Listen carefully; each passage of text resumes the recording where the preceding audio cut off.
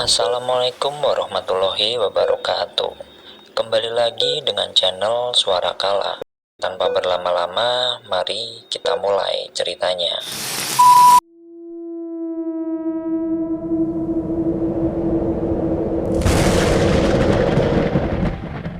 Tanpa berpikir dua kali, Farah langsung beranjak, menyabar ponsel dan tas bepergiannya. Dia tahu ada yang tidak beres dengan semua ini. Setelah mengunci pintu rumahnya, Farah langsung berjalan keluar. Rintik hujan masih membasahi jalanan. Tanpa tahu harus kemana, langkah kakinya terus saja bergerak tanpa arah dan tujuan. Hingga ia menemukan sebuah halte, tempat di mana ia bisa menenangkan pikirannya. Berulang kali dia berusaha menghubungi Angga, namun sama sekali tidak ada jawaban. Kemana sih si Angga? Kata Farah jengkel. Udara semakin dingin, rintik hujan juga tak kunjung reda. Farah sudah mulai menggigil kedinginan. Sedari tadi dia sedang mempertimbangkan apakah pergi ke rumah ibunya atau bergegas menyusul Angga. Jika Farah pergi ke rumah ibunya, pasti orang itu akan mencecarnya dengan pertanyaan-pertanyaan yang membuat jengah. Akan tetapi, kalau dia pergi menyusul Angga, takut sampai kota itu akan larut malam. Sedang sampai saat ini pun suaminya juga tak kunjung membalas pesan dan panggilannya. Hingga tanpa sadar, tempat di mana dia duduk mulai sepi. Hanya tersisa Farah dan satu orang perempuan yang sudah berumur. Entah kenapa Farah merasa sedikit risih dengan perempuan itu. Sedari tadi dia merasa selalu diperhatikan. Awalnya Farah berpikir, mungkin dia salah mengenakan pakaian atau sesuatu yang tidak wajar di tubuhnya. Namun saat mengecek beberapa kali, semuanya tampak normal. "Duk, kamu tidak apa-apa?" tanya wanita itu. Farah menolehkan kepalanya ke sekitar, mencoba mencari orang lain di sekitarnya. "Saya, Bu?" tanya Farah memastikan. "Iya, kamu," kata perempuan itu. "Saya baik-baik saja kok. Memangnya ada apa ya, Bu?" tanya Farah penasaran. "Oh, sedari tadi saya lihat kamu gelisah, Duk. Apa karena wanita yang mengikutimu itu?" tanya perempuan itu sambil menunjuk ke salah satu pohon yang tidak jauh dari tempat mereka duduk. Farah langsung menolehkan kepalanya. Dia tidak mendapati seorang pun di sana. "Saya sendirian dari tadi, Bu. Memangnya ada orang yang memperhatikan saya?" ucap Farah menelan ludah. "Iya, Nduk. Makanya saya dari tadi ada di sini. Takut kalau orang itu berniat buruk sama kamu," ucap wanita itu. Farah mengangguk, kembali menolehkan kepalanya ke arah pepohonan di ujung sana. Kini dia bisa melihat sosok wanita itu adalah orang yang hadir di kamarnya tadi. Farah mengangguk, kembali menoleh ke arah pohon yang dimaksud oleh perempuan di sebelahnya. Kini dia bisa melihat sosok wanita yang hadir di kamarnya tadi sedang berdiri melihat ke arahnya. "Duk, lebih baik kamu pulang. Sebentar lagi sudah maghrib. Apapun yang terjadi di kehidupanmu, itu semua sudah garis Tuhan. Jangan mudah terpengaruh dengan tipu daya mereka," ucap perempuan itu. Farah kembali menoleh ke arah samping. Namun betapa terkejutnya dia. Jantungnya kembali berdetak keras. Perempuan tadi sudah menghilang entah kemana. Kini hanya tersisa dirinya seorang di halte tersebut. Panik, segera Farah mengambil ponselnya.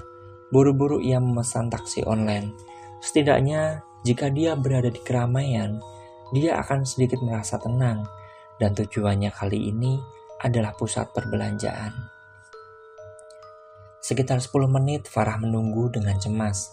Pandangannya selalu melihat ke sekitaran, berharap ada orang yang datang. Hingga satu mobil berhenti tepat di depan halte. Farah tahu itu taksi online yang ia pesan. "Mbak Farah?" tanya sopir laki-laki yang sudah membuka kaca mobilnya. "Iya, Mas." Jawab Farah langsung menuju ke arah mobil. Selama perjalanan, Farah hanya diam.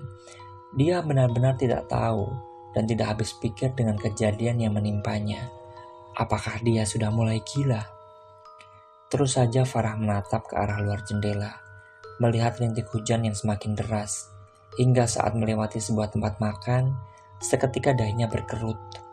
Cepat-cepat Farah mengusap kaca jendela yang mengembun, untuk memastikan kalau dia tidak salah lihat. Loh, masa enggak? Tanya Farah saat sepintas mengenali mobil suaminya. Buru-buru ia mengambil ponselnya dan segera membuat panggilan ke nomor suaminya itu. Beberapa kali Farah mencoba menghubungi Angga, namun tidak ada jawaban. Hingga pada panggilan kelima, barulah Angga mengangkat panggilannya itu. Halo, Assalamualaikum, ucap Angga di seberang sana. Waalaikumsalam, lagi sibuk ya? Tanya Farah. Barusan selesai meeting. Ada apa, Far? Tanya Angga. Kamu kapan pulang? Ucap Farah. Besok sore sudah sampai rumah. Kamu kenapa memangnya? Gak ada apa-apa kan? Kata Angga. Farah terlihat menghela napas. Kemarin, kata Farah ingin bercerita kepada suaminya. Dia sudah tidak tahan mengalami ini sendirian. Akan tetapi ucapannya dipotong oleh Angga. Nanti aku telepon lagi ya, kata Angga. Panggilan mati. Farah menurunkan tangannya, melihat layar ponsel yang masih menampilkan nomor telepon suaminya. Hatinya tiba-tiba saja menjadi tak karuan. Awalnya dia berharap Angga bisa mendengarkan keluh kesahnya, tapi memang sepertinya laki-laki itu sedang sibuk. Sopir taksi online yang sedang mengemudi sedikit merasa aneh dengan kelakuan penumpangnya ini. Dia sudah banyak sekali mengantarkan seseorang. Sesekali ia melirik ke arah Farah, yang sekarang terlihat menunduk lesu. Mbak, kata si driver. Ah, iya pak, ada apa? Tanya Farah sambil mengusap matanya yang memerah. Mau coklat? Tadi kebetulan pas saya mau berangkat, anak-anak ngasih permen coklat banyak banget, kata si driver tersebut. Farah terkekeh. Dia menerima beberapa permen coklat yang diberikan oleh sopir itu. Bapak namanya Murji, tanya Farah. Iya mbak, saya Murti. Kadang kalau anak saya lagi sedih, dia bisa ketawa lagi setelah makan permen coklat, kata Pak Murdi. Farah tersenyum. Segera ia membuka bungkus permen itu dan langsung memakannya. Efeknya sungguh luar biasa. Dia sendiri merasa heran apa yang terkandung di permen coklat itu sampai bisa memberikan ketenangan seperti ini. Terima kasih pak, kata Farah tersenyum tulus. Pak Murdi terlihat mengangguk-anggukkan kepala. Lantas selanjutnya mereka saling berbincang satu sama lain. Walau tidak membicarakan permasalahan Farah, tapi justru membicarakan kisah hidup Pak Murdi. Kadang kita tidak perlu mencintai seseorang seutuhnya, Mbak. Karena kita sendiri juga butuh cinta. Saat istri saya meninggal, seolah dunia runtuh. Sempat saya berpikir untuk menyusulnya. Tapi ketika melihat anak-anak, saya pun tahu dia hidup di dalam mereka, kata Pak Murdi tersenyum. Tapi bagaimana kalau kasusnya istri Bapak, maaf, selingkuh dengan orang lain? Apakah Bapak bisa menerima itu semua? Tanya Farah spontan. Ia teringat dengan berbagai isu sosial seputar perselingkuhan dalam rumah tangga. Ya, itu semua kembali ke diri kita, Mbak. Saya tidak bisa menjawab apa yang akan saya lakukan, karena saya sendiri juga tidak pernah mengalaminya. Tapi yakinlah, kehilangan seseorang karena kematian itu berat, ucap Pak Murdi. Farah termenung, meresapi kata-kata Pak Murdi. Sejenak kejengkelannya kepada Angga lenyap. Ia mungkin juga akan merasakan hal yang sama. Saat ini ia begitu mencintai suaminya itu. Entahlah, jika suatu hari dia ditinggal mati olehnya, apakah dia akan sekuat ini untuk menerima? Jauh lebih baik menjalani apa yang ada dengan sebaik-baiknya, Mbak. Percuma memikirkan apa yang belum terjadi. Lanjut Pak Murdi saat melihat Farah kembali termenung. Farah mengangguk mengiyakan Pak Murdi. Bukan waktunya untuk memikirkan apakah Angga peduli dengannya atau tidak. Masalah yang menimpanya saat ini harus segera diselesaikan. Sementara itu, setelah mempertimbangkan semuanya, Farah memilih untuk pergi ke rumah ibunya. Dan untungnya Bapak Murdi mau mengantarkan Farah meski tanpa biaya tambahan.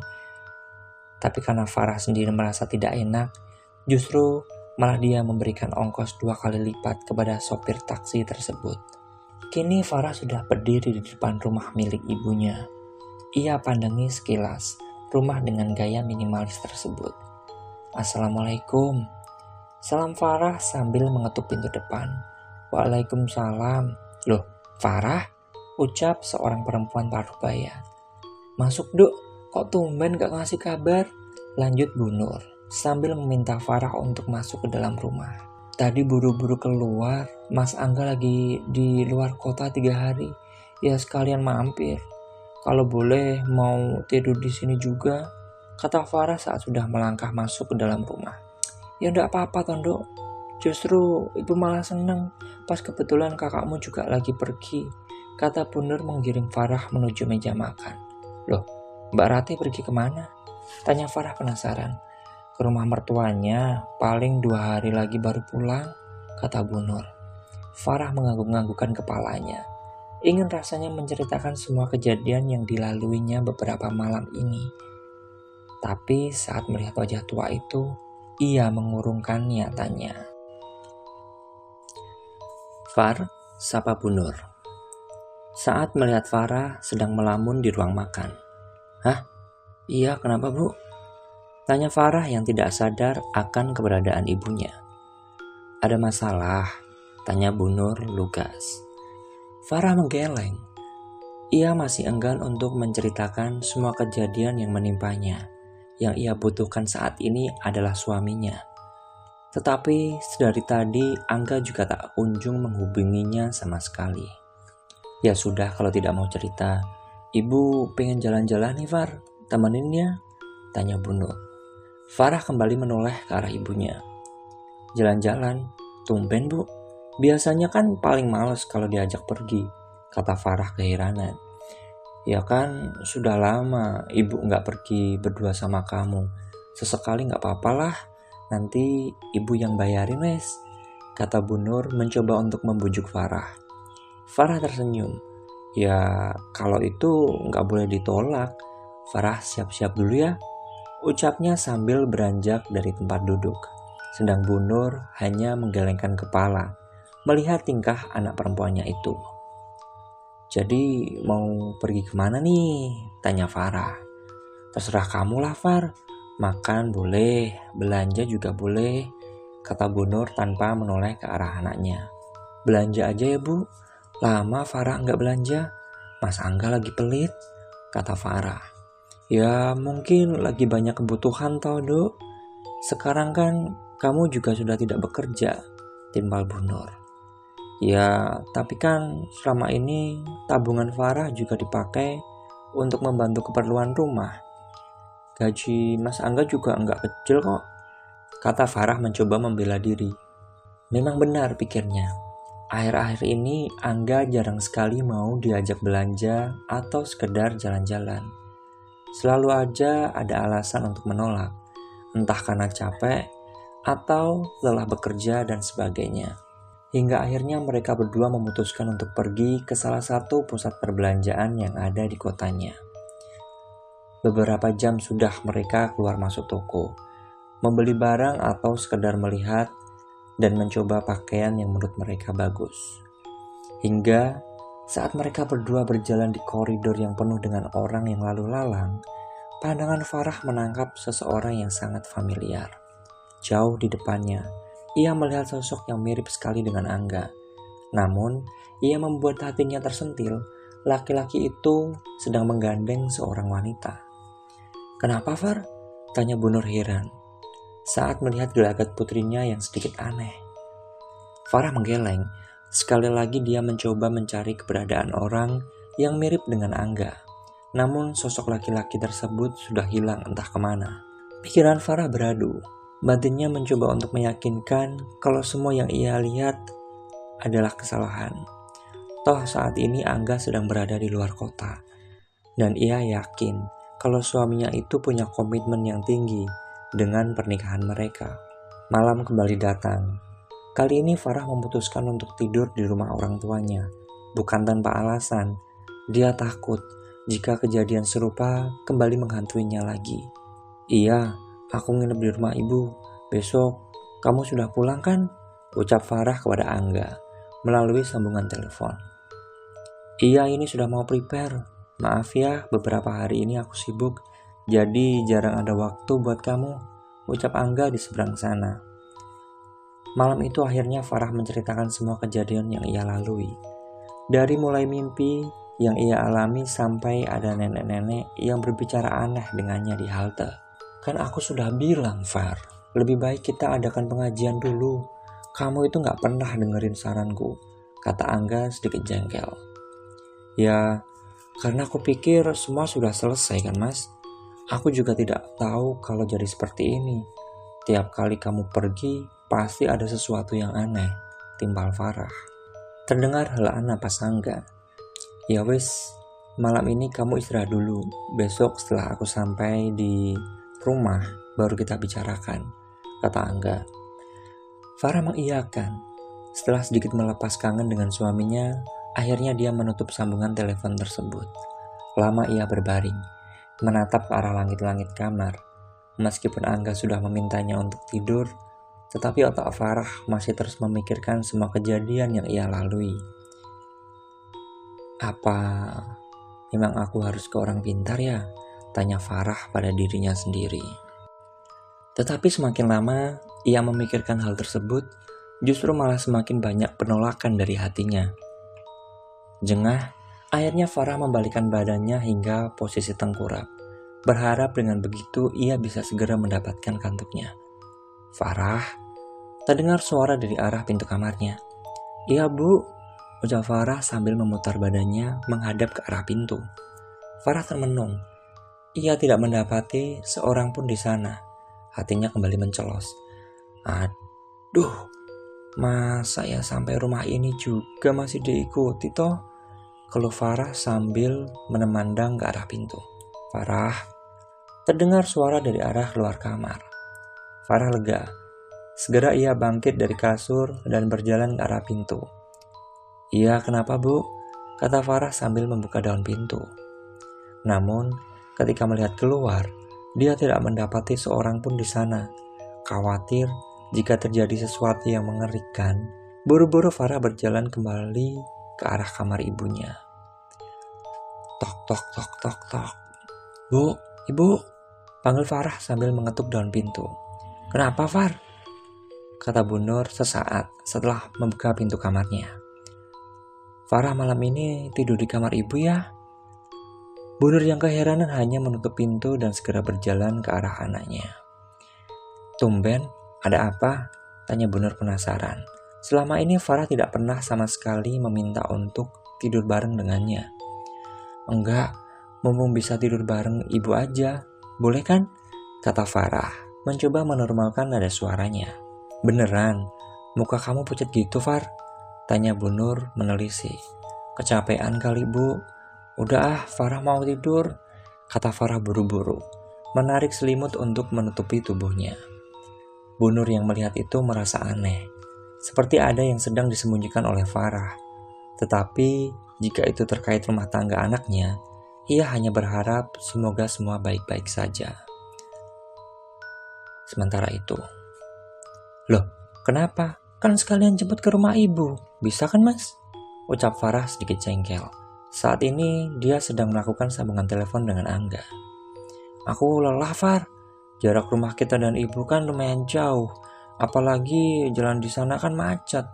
Kamu naik taksi online aja ya? Kata Angga di seberang sana.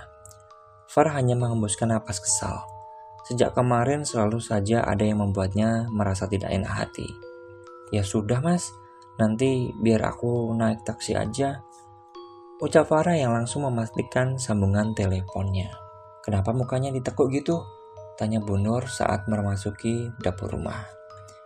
Farah menoleh ke belakang. mendapati ibunya yang sedang membawa beberapa barang belanjaan di dalam tas kresek. Mas Angga tuh suruh jemput ke sini alasan lelah lah, macet lah, inilah, itulah, ucap Farah kesal. Ya maklum toh Far, mungkin di sana juga nggak ada yang ngurusin dan banyak kerjaan. Nanti biar ibu yang antar kamu, ucap Bu Nur sambil menaruh belanjaan di atas meja. Enggak usah bu, repot nanti bolak-balik. Nanti siang Farah pulang naik taksi aja, tolak Farah. Bu Nur hanya mengangguk. Percuma saja berdebat dengan anak perempuannya ini. Dia akan selalu melakukan apa yang ia inginkan. Ya sudah, nanti kalau berubah pikiran bilang sama ibu, ucap Bu Nur. Sementara itu, Farah akhirnya pulang ke rumah menggunakan taksi online.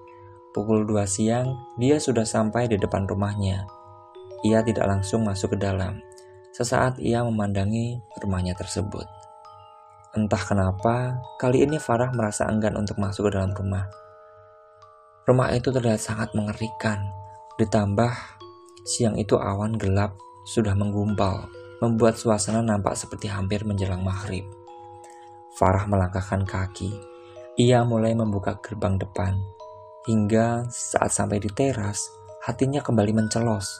Kini di hadapannya banyak sekali bunga kantil bertebaran di depan pintu. Farah berusaha untuk menguatkan dirinya. Ia yakin kalau ini hasil kerjaan orang. Tetapi untuk apa? Selama ini dia tidak pernah terlalu banyak berinteraksi dengan orang lain. Apa semua ini untuk suaminya? Segera Farah mengambil ponsel dan membuat video serta memfoto bunga kantil itu beberapa kali. Ia berniat memberitahu Angga nanti. Setidaknya dia punya bukti kalau ada yang sedang bermain dengan keluarganya. Segera setelah itu Farah mengambil sapu yang ada di samping pintu garasi dan mulai membersihkan bunga kantil yang terlihat hampir menguning. Tepat saat Farah sudah membuang bunga-bunga kantil itu, tiba-tiba saja hujan turun dengan deras. Beruntungnya, tidak lama kemudian, sebuah mobil yang ia kenali masuk ke dalam pekarangan rumah. Kenapa nggak nunggu di dalam? Tanya Angga saat sudah di depan Farah. Barusan datang mas, ucap Farah. Langsung sigap mengambil tangan kanan Angga dan langsung menciumnya. Oh, ya sudah ayo masuk, dingin, ucap Angga yang langsung membuka pintu dengan kunci serep yang ia bawa. Farah tertegun, ia merasa ada yang kurang. Selama ini Angga selalu mengucapkan salam saat datang maupun pergi. Selain itu, dia juga terbiasa mencium kening Farah. Tetapi kali ini keduanya tak ia lakukan. Far, ayo, kata Angga, karena melihat Farah yang masih berdiri diam di tempatnya. Iya mas, kata Farah langsung mengikuti suaminya. Kali ini perasaan Farah sedikit tenang. Meskipun bayangan kejadian itu masih menghantuinya, tetapi dengan kehadiran Angga, setidaknya ada yang melindunginya jika terjadi hal yang buruk. Kamu mandi dulu sana, biar aku siapin makanan. Ini tadi dibawain makanan sama ibu, ucap Farah sambil mengangkat rantang yang ada di tangannya. Angga berjalan ke arah Farah. Tiba-tiba ia mendekapnya dengan erat. Aku kangen Far, kata Angga. Ih bau, makan terus istirahat. Ada banyak yang ingin kuceritakan, kata Farah mencoba melepaskan pelukan suaminya. Angga mendecakkan lidah. Segera ia berjalan ke arah kamar mandi dan menutup pintunya dengan suara yang sedikit keras. Farah yang melihat itu hanya menggeleng-gelengkan kepalanya. Tidak mau membuat masalah, ia langsung berjalan ke arah dapur dan mempersiapkan makanan untuk suaminya. Hujan turun dengan lebat. Sesekali suara gelegar guntur terdengar memekakkan telinga, membuat kaca jendela bergetar. Setelah mereka selesai makan, Angga langsung menarik Farah masuk ke dalam kamar. Jadi, ayo tidur di sini kemarin, tanya Angga saat Farah kembali menceritakan apa yang sudah ia lalui. Iya mas, daripada aku sendirian, untung dia baik mau nemenin aku, kata Farah. Terus, desa Angga saat Farah berhenti bercerita. Wanita itu muncul lagi, kali ini jauh lebih parah.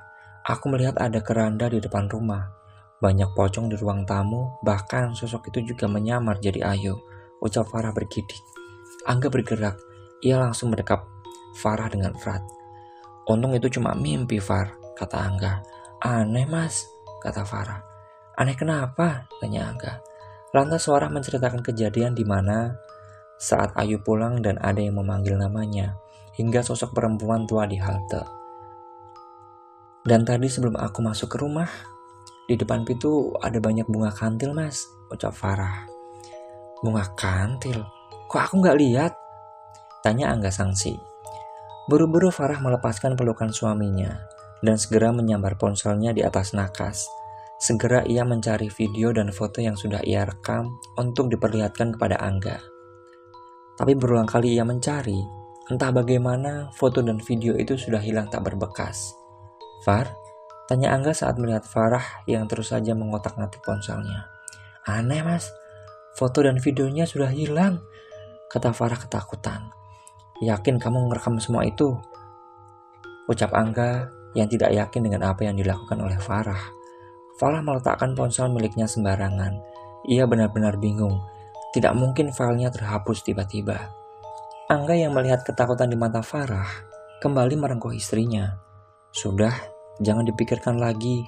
Besok kita adakan pengajian di rumah ini, ucap Angga mencoba menenangkannya. Farah mengangguk, kemudian membalas pelukan suaminya. Ia mencoba melepaskan semua beban pikiran yang selama ini menghantui pikirannya. Lama mereka saling beradu, seolah melepaskan rindu yang terhalang beberapa hari ini. Hingga saat Angga membuka kaosnya, "Ini kenapa, Mas?" tanya Farah saat melihat ada tanda merah yang cukup lebar di bagian bawah leher Angga. Hah? Apaan? Oh, ini kayaknya kena ulat bulu deh, Far. Tadi aku garuk-garuk malah tambah merah seperti ini, kata Angga. Farah sedikit mengerutkan dahinya. Ulat bulu? Tapi sepertinya kulit suaminya tidak bentol-bentol. Ia mencoba untuk meraba kulit Angga yang memerah. Namun Angga kembali merengkuh Farah, seolah ia tidak mau kalau bekas kemerahan itu disentuh oleh istrinya. Menyerah, akhirnya Farah membiarkan itu semua. Toh dia yakin kalau suaminya tidak akan melakukan sesuatu yang menyakiti dirinya. Siang itu sepasang insan manusia kembali melepas rindu, diiringi dengan derasnya hujan dan suara gemuruh guntur yang saling bersahutan. Hari sudah berganti. Semalam Farah bisa tidur dengan nyenyak di pelukan suaminya. Tidak ada gangguan sama sekali yang ia temui. Bahkan mimpi pun tidak. Aneh ya, Mas? Tanya Farah keheranan. Aneh kenapa? Timbal Angga. Kalau ada kamu, aku gak ada gangguan apapun. Bahkan semalam tidurku benar-benar nyenyak, kata Farah. Ah, itu mah alasan kamu aja. Dasarnya kamu kangen kan sama aku? Goda Angga sambil menaik turunkan alisnya. Beneran, kalau kamu pergi selalu aja ada kejadian aneh, kata Farah merengut, melipat kedua tangannya di depan dadanya. Ya makanya sama suami mesti nurut. Dari kemarin aku sudah bilang kan, Far, mending kita lakukan pengajian di rumah ini. Jawaban kamu apa coba? Kita tunggu deh, Mas, siapa tahu cuma setan lewat, kata Angga. Farah mendengus. Dia bukan tidak mau menuruti suaminya. Dia cuma tidak mau merepotkan banyak orang. Tuh kan bengok lagi. Udah yuk siap-siap. Setelah ini aku pergi ke rumah Pak RT buat kasih tahu acara kita nanti, kata Angga beranjak. Farah mengangguk. Mas, boleh aku undang Ayu ke sini biar bantu-bantu siapin makanan, pinta Farah. Terlihat Angga dia memperhatikan. Terlihat Angga dia mempertimbangkan. Sebenarnya mereka sudah sepakat hanya memanggil Sebenarnya mereka sudah sepakat hanya memanggil beberapa orang saja. Tetapi terlihat wajah istrinya seperti ingin bertemu dengan sahabatnya itu. Ya, boleh, kata Angga kembali melanjutkan berjalan ke arah dapur. Farah terlihat sumringah. Dia segera mengambil ponsel miliknya dan langsung menghubungi Ayu. Sudah siap, Mas? Tanya Farah. Sebentar, perutku malah sakit, jawab Angga, langsung berjalan ke arah kamar mandi. Aduh, udah siang ini, kita belum belanja buat nanti malam. Malah ada acara sakit perut, kata Farah sebal. Namanya juga sakit perut, kalau mau belanja sendiri ya sana, jawab Angga dari kamar mandi. Loh, ya sudah kalau nggak mau nganter, biar aku pergi sendiri, ucap Farah setengah berteriak. Segera ia beranjak menyambar kunci mobilnya. Memangnya dia tidak bisa pergi sendiri. Toh sebelum menikah dia juga terbiasa melakukan apapun sendirian. Bukannya yang memaksa untuk melakukan pengajian juga si Angga, kan aneh. Dengan hati jengkel, Farah segera keluar rumah tanpa pamit kepada suaminya. Ia langsung masuk ke dalam mobil dan pergi untuk membeli keperluan pengajian nanti. Saat sudah melesat keluar, Farah menengok ke arah spion mobil. Dilihatnya Angga berdiri di depan rumahnya memandangi dengan tatapan tidak percaya. Berulang kali ponsel miliknya berdering, tapi Farah tidak menggubrisnya. Ia tahu itu panggilan dari suaminya. Sudah 20 panggilan lebih Farah menghitung. Ponsel itu terus berbunyi, membuatnya semakin jengkel. "Halo," kata Farah singkat. "Kamu kenapa sih?" tanya Angga ketus. "Loh, bukannya kamu yang minta aku pergi sendiri?" "Ya sudah kan," jawab Farah. Terdengar halaan napas di seberang sana. "Kamu itu kebiasaan, Far. Memangnya menunggu sebentar tidak bisa? Dari tadi juga ku telepon tidak diangkat. Apa sih maumu?" kata Angga mulai menaikkan nada bicaranya. Tanpa menjawab suaminya, Farah mematikan panggilan tersebut. Biarlah Angga marah. Biar dia tahu kalau istrinya bisa melakukan apapun tanpa bantuannya. Kembali ponsel miliknya berdering. Farah sudah mau mengambil dan mematikannya. Namun saat melihat ke layar ponselnya, ternyata itu adalah panggilan milik Ayu. "Halo," kata Farah sambil memperhatikan jalanan. "Ini aku udah mau sampai di rumahmu, Far," kata Ayu. "Langsung ke rumah aja yuk, ada Angga. Aku lagi beli keperluan buat nanti," ucap Farah. "Loh, gak enak dong. Aku tunggu kamu aja ya," ucap Ayu. "Ya tunggu di rumah aja. Sudah dulu ya yuk," kata Farah langsung mematikan panggilannya. Kembali Farah fokus mengemudi. Jalanan nampak begitu ramai. Mungkin karena hujan, jadi orang-orang enggan untuk pergi keluar rumah. Beberapa jam sudah Farah pergi. Setelah perdebatan kecil dengan suaminya, Angga sama sekali tidak menghubungi Farah. Mungkin laki-laki itu masih marah dengannya. Dari kejauhan, Farah melihat mobil milik Ayu terparkir di depan rumahnya. Berarti sahabatnya sudah sampai. Saat sampai di rumah, Farah langsung memarkirkan mobilnya di belakang mobil Ayu. Hujan begitu deras, membuat dirinya enggan jika harus keluar masuk untuk sekedar membuka pintu gerbang. Farah berlari-lari kecil. Hampir saja dia terpeleset saat pijakannya di tangga teras tidak pas, membuat tubuhnya sedikit oleng. Tetapi, untungnya dia masih sempat bertumbuh pada tiang yang ada di sampingnya. Segera ia membuka pintu rumah. Farah sedikit heran, kenapa rumahnya terlihat begitu sepi. Dia terus melangkah ke dalam. Sama saja, di ruang tengah, Farah juga tidak mendapati siapapun. Hatinya merasa ada yang aneh. Apa Angga sedang pergi keluar rumah?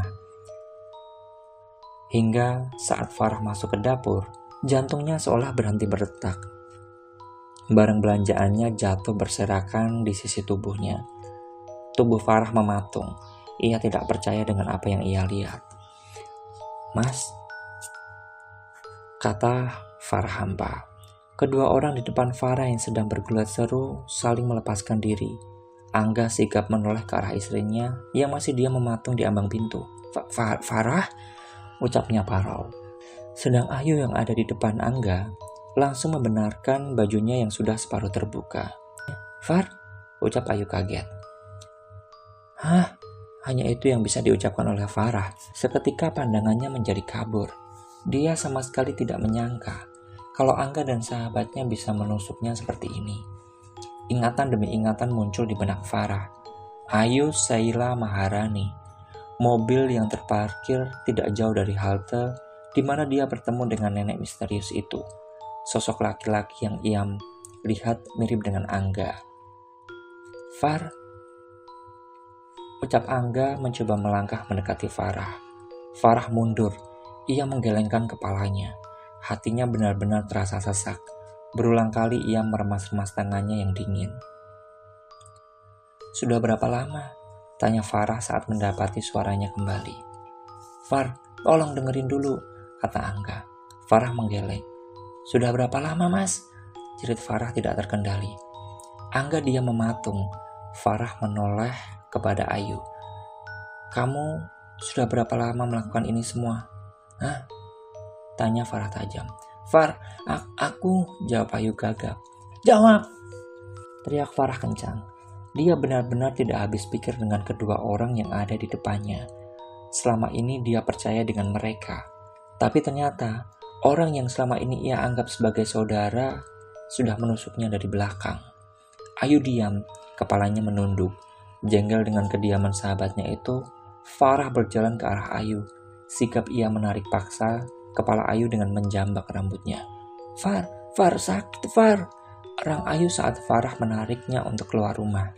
Angga yang melihat itu awalnya diam, tidak menyangka kalau Farah yang selama ini lemah lembut bisa menjadi beringas seperti itu. Far!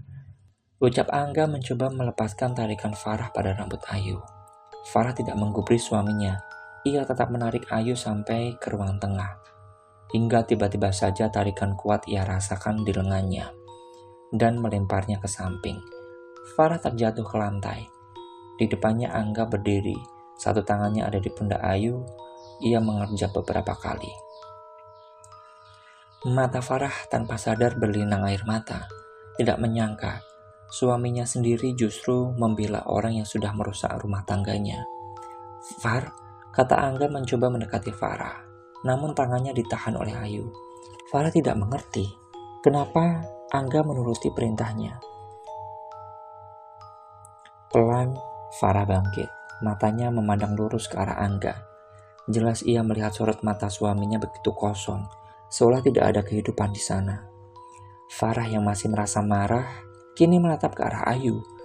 Wanita itu juga menatap ke arah Farah, tetapi pandangannya seperti menantang.